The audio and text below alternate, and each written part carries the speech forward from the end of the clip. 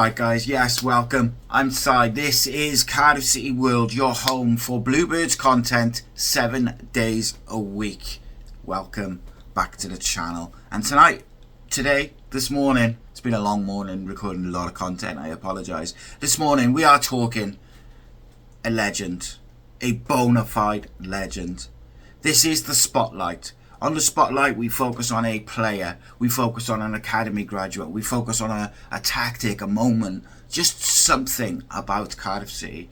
And I felt that, seen as in 9 days time, 10 days as I record this, 19th of September, we welcome back the legend himself, the captain. Kavanagh is back home in Cardiff for our City Legends event. So today we are going to go deep. How good was Cav really? Why did the players follow him? Why did the fans love him? And how did he lead City back to the second tier? Strap in, because this is the story of the quiet but fiery Irishman who had the lot. The technique, the temperament and the standards of a proper captain. And yes, we will talk about that free kick at Leeds United, against Leeds United in the FA Cup, of course. But let's go! So, who is Kavanagh? Kavanagh, born in Dublin on the 2nd of December 1973, a central midfielder, Republic of Ireland international, and the heartbeat of Cardiff City's rise in the early 2000s. His club path, well, he started at Home Farm in Ireland. He went to Middlesbrough, Darlington on loan, Stoke City, before he arrived at the mighty Bluebirds. Then he left for Wigan, and he moved to Sunderland and Sheffield Wednesday, Carlisle United to finish his career. In Sky Blue terms, Cardiff City 2001 to 2005, 142 league appearances, 28 league goals, and our captain in a period that changed the club's trajectory. He earned 16 senior caps for Ireland, scoring once. Most important for us though, he arrived for the then club record of £1 million in July 2001. Smack into the pressure cooker of expectation, and he delivered it in absolute spades. The fee didn't affect him, the pressure didn't affect him. He was one of the true greats for Cardiff City. But let's dig into why. So, if you've never watched Cav live, think of it like this. I'm trying to put it in modern day terms. He's like a hybrid, right? He was a tempo setter, could drop a shoulder, could play. The set piece specialist, he can whip a ball in, disguise it. The organiser, he never lets his standard slips. He wasn't like Hollywood tricks, but he was more than capable of carrying the ball. He was about control. He was constantly knew where his teammates were. He was press resistant, as they would call it these days. He could take the ball in tight spots. He could move it off 1 or 2 touches. He could use first time layoffs. The speed, the rhythm. Tactically, he was massive. Under pressure, he could slow it down. He could speed it up. He was someone who was very special. He could keep the carousel spinning in the game, and boy oh boy did he keep it spinning. Now technically, his first touch was clean. His short, medium passing, exceptional. The body shape to receive it, like on the half turn, things like that. But he could clip those long balls, clip those diagonals to the far side winger. He could thread balls through the penalty area, through balls. He had that lovely ability of arriving late to the edge of the box, what the modern day tactician would call a third man run. But what separated him was his set piece ability, his free kicks with pace, with that dip, the corners with the shape, but the nerve to take the big penalties, the big goals. Add that he scored some absolute humdingers on a volley, 30 yards out, close in, 6 yard. The man was a machine. He had goals in the bank when you needed them, and he scored big goals when you really needed something. Defensively as well, like if you needed a slide tackle, boom. But if you also, it wasn't just for the cameras. it was a need for the team. If he needed to clatter someone, then he would take the foul. Read the game like some of the modern players get praised, but he read it so well. He could screen the defence, he could shuffle, he could move from side to side. His anticipation, his reading of the game, what you would call now his football IQ, was off the charts. He would wait and hold and then nick the ball. He also managed referees pretty well. Like, he was quiet, but he was fiery. And I think sometimes shouting for the sake of it doesn't have the effect.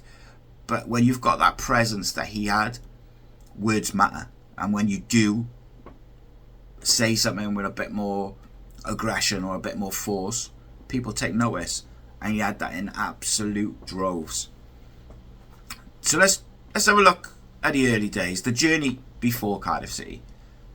And, context makes Cav who he is, and it makes him even better. At Middlesbrough, he had top level touches, but ended up going out on loan to Darlington. This taught him the muck and the nuttles and the physicality.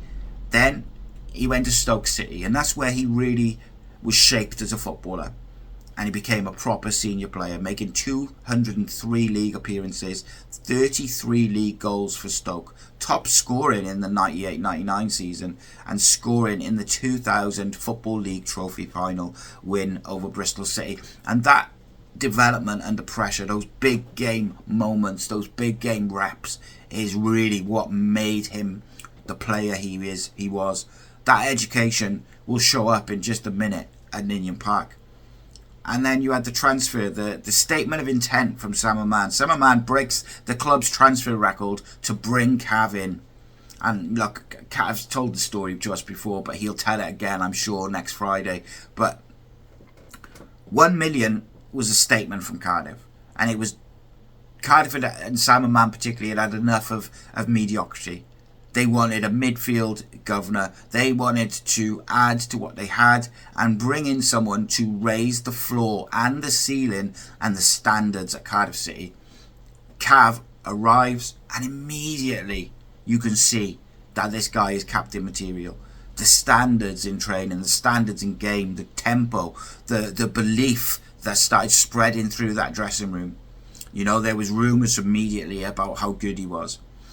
And then you just look at the year one impact, just the impact season, 2001, 2002. Cav hits double digits from midfield, 13 in some tallies, 15 in all competitions, depending on your source. But it drives you towards the top end, and it puts himself in the PFA Team of the Year for that second division. And when your peers are voting, I think it means a lot more, because they're the ones who are up against you week in, week out. Tactically, we often, and I'm going to use modern terms, but it's look, midfielders back in the day, you just had two central midfielders, and the understanding was if you go, I stay, and they both were box to box. But it is what it is. In modern day, he would be the advanced one in a double pivot or a single number 8, pushing beyond the striker with license to roam into that classic sort of inside right lane, and from the right half space to the central zones, that's where he was dangerous. He'd be arriving at the edge of the box for the cutbacks, the second balls, and that's by design. That was part of his intelligence as a footballer. And when he got in those positions around the edge of the box, he would smash it. His finishing, his shooting was exceptional. I want to talk about, and I want to relive one of his absolute signature moments in a Cardiff City shirt. Cardiff City 2, Leeds United 1. FA Cup third round, 6th of January 2002. Ninian Park was raucous. Leeds, top of the Premier League at the time, and they expected to turn us over. That atmosphere was like nothing I've ever experienced in real life. Mark Viduka puts them one up. But then, the moment. Cav's got a free kick, 22, maybe just 25 yards out, but it's quite wide to the left, towards the left wing. It's not the easiest of free kicks to shoot from. Maybe is he gonna cross it? And Cardiff fans expected him to shoot the big game moment again. And Cav, the captain, he steps up and he whips it in, levels it. The crowd goes insane. Can we actually do it? Can we beat this lot? And the game was feisty. It was back and forth. You have Alan Smith get sent off. But don't kid yourself, like, Cardiff needed the fight, the composure, the conviction to win that game. And Cav was at the centre of it. Scott Young supplied the dagger, and Ninian Park was rocking. Obviously, Scott Young scores late on with a volley for history. The upset, the noise, the chaos, the scenes. But it was Cav's equaliser that set the tone, that got us back in the game. The whole game felt possible after that. And his leadership was personified in that moment, in that dead ball strike. Promotion and the playoff run then, like the next season, 2002, 2003, we talked about it in a recent video. Cardiff City get promoted via the playoffs at the Millennium Stadium, beating QPR 1-0. Of course, Andy Campbell, the iconic lob, but Cav, the captain that day, the big game moments, the heartbeat, the pressure absorber, if you like. Just the tempo, when to break up play with a foul, when to reset, when to speed up. He was all over the place. Cav made those choices well. And when your captain keeps choosing well, his teammates follow. And on that, what made Cav a good captain? Why is he captain material? Ultimately, right, it's repeatability. Good habits constantly, on a loop, day in, day out. The standards in training, the tempo, the intensity, the communication. In-game, it's the in-game management. When to switch sides, when to press, when to sit back, when to hold your position, when to be a bit more aggressive. The referee management we mentioned earlier is having a presence and pressure in the ref without the petulance, which gets you in trouble and can often turn referees against you. The demands on your teammates. Do not let them hide. Do not let them slip. And young lads will tell you, there's an aura to a captain who can actually affect a game. Cav did it, and he did it week in, week out. He would find a way to make the game how he wanted, how we needed. He controlled it. Front foot, City doing what they do. And I think what he did on the pitch is really special. And I'm going to talk about it a little bit, but I'm trying to, I'm so used to talking about modern football these days, pivots and the rest of it. But it was a different era, it wasn't so tactical heavy, at least for the fans. But the things that he was so good at, right? The build up, he could receive it off the centre backs. He could turn and the body position. He could funnel a play to where he wanted it to go, whether it was wide or through the middle. Of course, football was much more direct then. So you'd be looking to the channels, you'd be looking to the wingers, you'd be looking to play the striker in. But if he needed to dictate the tempo, if we needed to play with a bit more urgency, he could make those short, sharp, crisp 5-yard passes and move off one or two touch and then switch the play to the winger. He had all the tools. And then when he was in that right half space in the more attacking areas, so dangerous, could support the fullback, could support the winger, could get into little pockets of space, whip a ball to the back post, get a shot off, arrive at the edge of the box or the back post for the cross, the lay back, the second balls, and then he could be the third man runner, play off the striker, arriving late. He was such an exceptional player, and people who've never watched, the younger generation who never got to see him play, I'm trying to use my words to really communicate to you just how good a footballer Graham Kavanagh was. He was a leader. He was fiery. He was physical. Set pieces, the rest of it. But he was technically a good footballer, and he showed that international footballer. But in the final thirds, he was also very good. The second balls, as we said, the strikes from the edge of the box, in the box, wherever, on the volley, like such a difficult craft to pull off. And he scored a few absolute humdingers. Free kicks over the walls. He had it all. Out of possession as well. Like, I wouldn't say like he was a destroyer or like a six.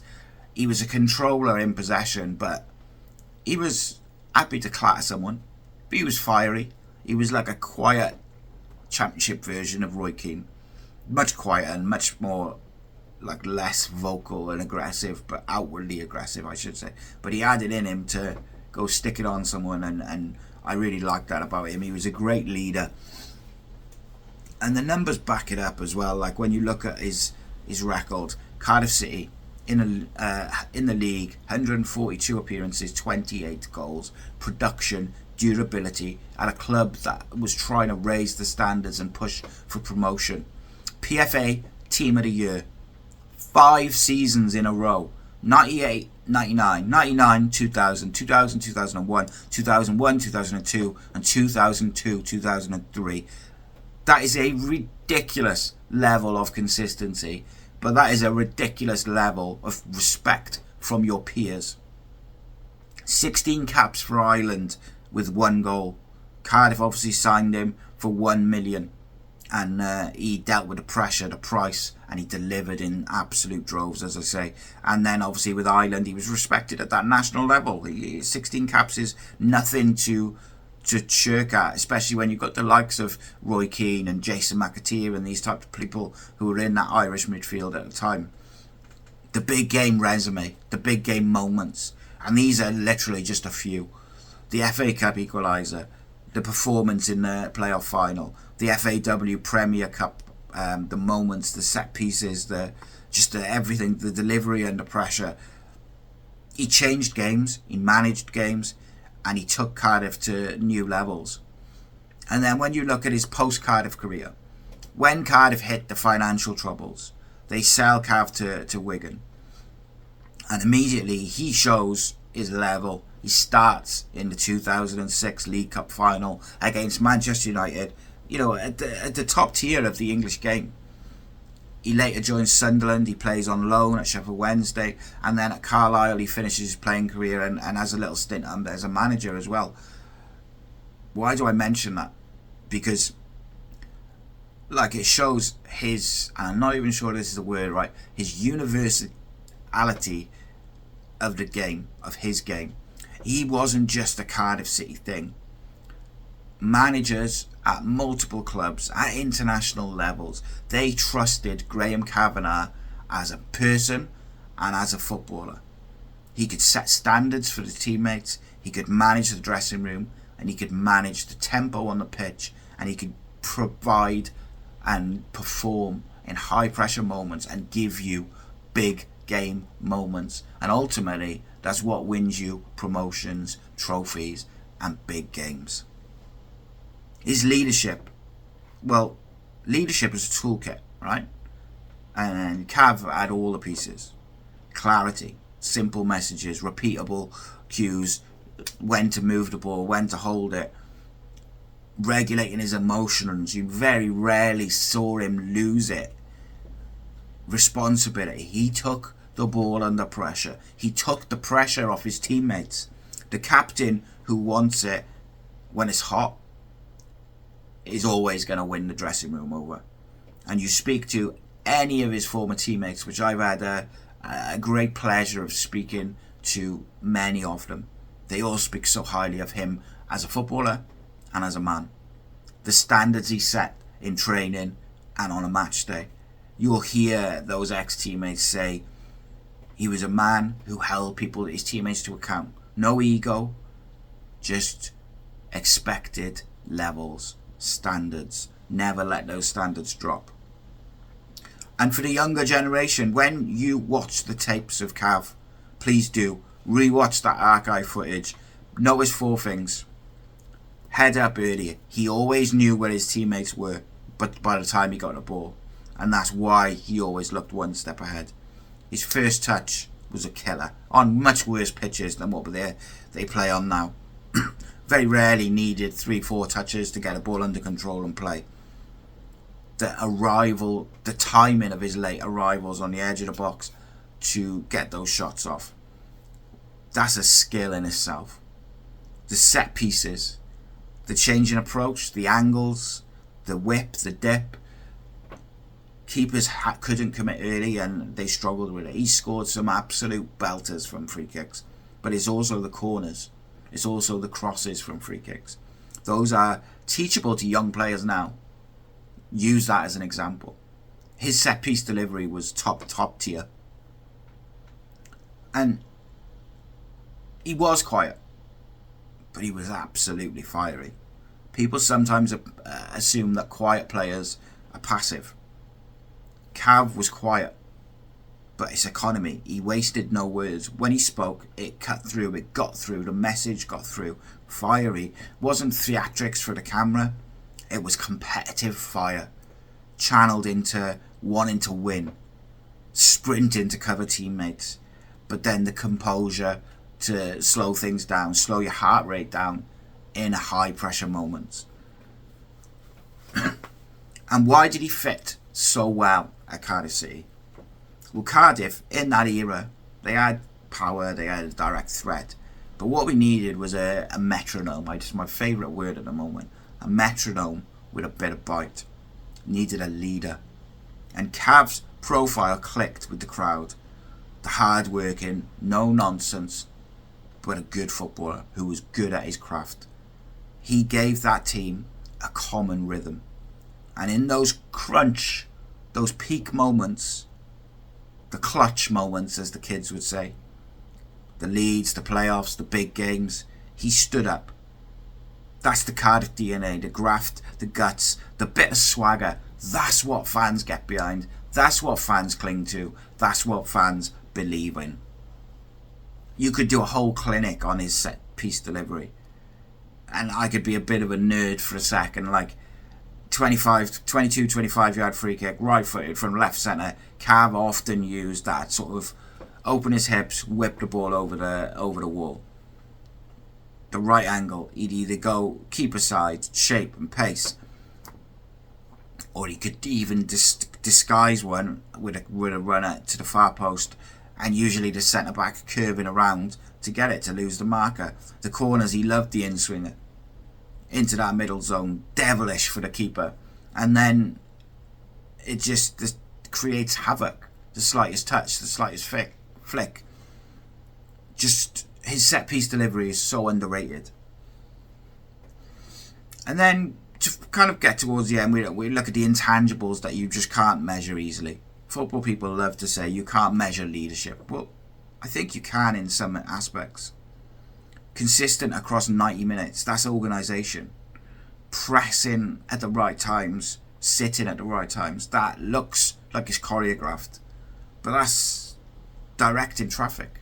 That's leaders, that's people reading the game, especially back in the day where they didn't used to have pressing triggers and press in as much. The emotional spikes within the group. If your captain can control his emotions, that spreads, calm under pressure.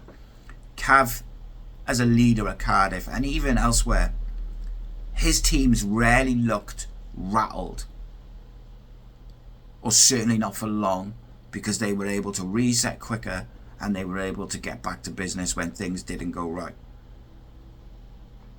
And then the comparisons and the modern transitions and like, if you're looking for modern comparisons, right? I'm trying to think who would be a good comparison championship wise. Maybe a Conor Hourihane, something like that, for the set piece and the kind of orchestra side of his game.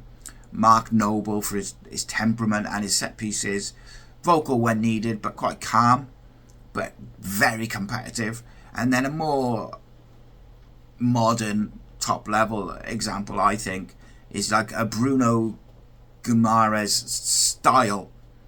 Is timing for arriving late, maybe not in output, but like the timing, the angle, the when to release the ball, when to move it quick, his fire. He reminds me a bit of him, but like I know it's levels and that, but I'm just trying to give you an idea for the younger ones of what he was like. The point being, his game would translate. You could drop him in a 4-3-3 as the right-sided 8, the 6, and he would still help you control games. He would work. He'd probably even better in the modern era. He'd still be on corners. He'd still be on free kicks, and he'd still contribute plenty of goals. He'd still be a leader. March 2025, reality bit, and City moved him on to Wigan. That hurt. It was painful and it was emotional, because captains become the fan base's mirror. That's what they cling to, and there's pride in watching your captain go on and prove it at a higher level. And he features, like I said, in that League Cup final versus United in 2006. We all followed his career after that, but it was such a shame that he left, because his legacy was insane. And when you look at legacies, what did Cav change? Well, let me tell you now. Cardiff in the early 2000s needed a leader in the middle of the park who could play. They had leaders in terms of like your fighters, your Willie Bolans and just Scott Youngs and people like this, but you needed a real player. Gabardon was young. You needed someone to get on the ball and play as well as lead. He raised the standards, training tempo, set piece detail, game management. He delivered the big moments, the free kicks, the playoff finals, the big games. He turned up. He left a cultural imprint on the fans that will never be forgotten. He gave us an expectation of competing, not just participating in games, no matter who the opponents were, including if they were top of the Premier League and unbeaten. Promotion in 2003 was not an accident. There had been a clear culture shift from when Cav came in, and he was front and centre of that team. Sometimes the eye test can provide a different picture, or it can be deceptive. But in Cav's case, both the eye test and the stats and the data, they add up perfectly. Availability, he was always available, 40 to 50 games a season, and he just, that sweet spot in his career. He had trust from all his manager, all his teammates and the fans. Production, consistently scored goals, consistently assisted, and just a midfield colossus, especially like that 2001, 2002, 2003, 4 season for City was incredible. The hidden assets from set pieces and the rest, of course, but his late arrivals, his goals, and then of course the accolades. The PFA Teams of the Year, 5 straight seasons, is insane consistency. You don't get that without the respect of your peers. What could Cardiff City's young midfielders learn, steal from Cav? For any academy lads watching as well. Knowing where your teammates are before you receive the ball, scanning, what they call it now, scan before you pass. Know when you receive the ball, you know where everyone is. Arrive, don't stand. Time your runs to the solution, not the statue. Master the set pieces. Pick your favourite style and nail it, so you are the best at it. Reps, reps, reps. Lead via actions. Standards every single day. Words second. My favourite moment from Cav is the free kick for Leeds. I would love to hear yours, because he's such a special player. And if I had to sum up Graham Kavanagh, the footballer, in one sentence, it would just literally be, he's my captain. And that's it. He is my Cardiff City captain. This guy is a legend, and there's a reason why. That's why he was the captain of our climb. That's why his opponents respected him, because he gave you everything, but he gave his opponents nothing easily. I want to know your favourite Cav moments. If you've met him on the pitch, whatever it may be. I cannot wait to welcome the legend back to the capital in just 9 days. It is going to be a special evening. I will see you all there. Let me know your favourite memories in the comments. Please do like, share, subscribe, all that good stuff. It really, really helps us with the YouTube algorithm, especially the comments and stuff like that, because it'll push our video to Cardiff City fans who don't know about Cardiff City World. Helps us out immensely. In the meantime, keep the faith, and I'll see you in a bit. Nice one. Rascal Beats. For your Caesar, Cardiff City, ride with me for your Caesar.